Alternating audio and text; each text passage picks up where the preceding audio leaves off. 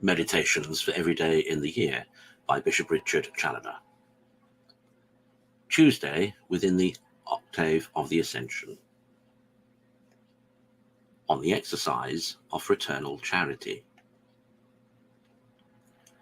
Consider first that the charity which we owe to our neighbour, like that by which we love God, is in the nature of a fire which is ever in motion and must be kept alive by being nourished with its proper fuel by the means of repeated acts, and these not exercised only by affection, but by effects. My little children, says St. John, 1 John 3:15, let us love not in word nor in tongue, but in deed and in truth. Fraternal charity is not a love of concupiscence. It is not selfish love that looks no further than at the honour, profit, or pleasure which may accrue to oneself from our neighbours. It is a love of a sincere benevolence. Now, as it is the nature of the love of benevolence to desire, to seek, to procure, and to promote whatever may be for the real good of the person beloved, to be delighted with all that is to his advantage, and to be concerned at all that hurts him, so this benevolent love which we owe to our neighbours, by virtue of the precept of fraternal charity, is to be kept alive in our souls by repeated acts of its own kind, by frequently exercising in favour of our neighbours as well as the spiritual as the corporal works of mercy, with a pure intention of God's glory and their welfare, by bewailing their errors and vices, by earnestly praying for their conversion and salvation, and neglecting nothing in our power to procure it. Do we evidence our charity for our neighbours by the exercise of such acts as these? Consider, secondly, that the love of true charity, which we are commanded to bear our neighbours, is to love them for God's sake, to love them in God, and in order to God.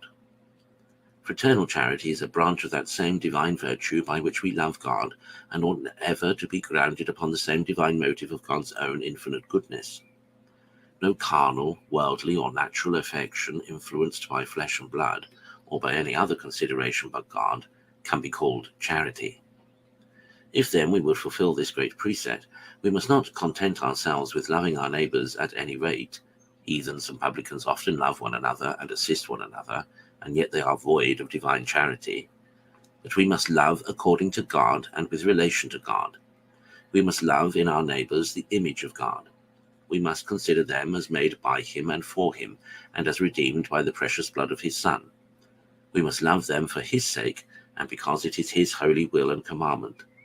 And we must exercise the acts of this love by contributing on every occasion all that lies in us to bring them to the love of God here and to his kingdom hereafter, that they may glorify him in a happy eternity. This is truly charity indeed. Consider thirdly, by what rules we are to be directed and regulated in the exercise of the love of our neighbours. The old commandment of the divine law was to love every neighbour as ourselves.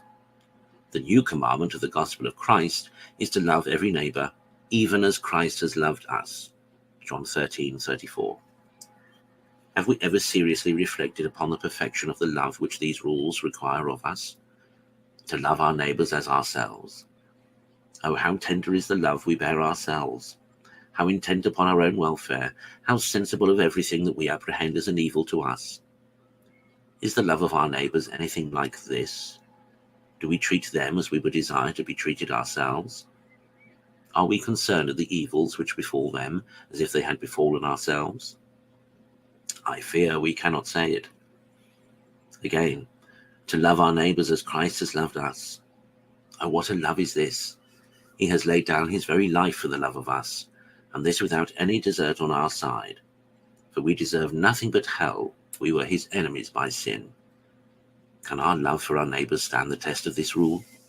Are we willing to part with so much as our own humour, our convenience or inclination, our pleasure or satisfaction for the love of our neighbours, and rather than give them occasion of grief or sin? If not, how far are we from loving our neighbours as Christ loved us? Conclude. to exercise daily repeated acts of fraternal charity, both in the affective and the effective way, lest otherwise thy love for thy neighbours, for want of nourishment, quickly languish away and die. Have thy eye always upon those two great rules of charity, and regulate thy love accordingly.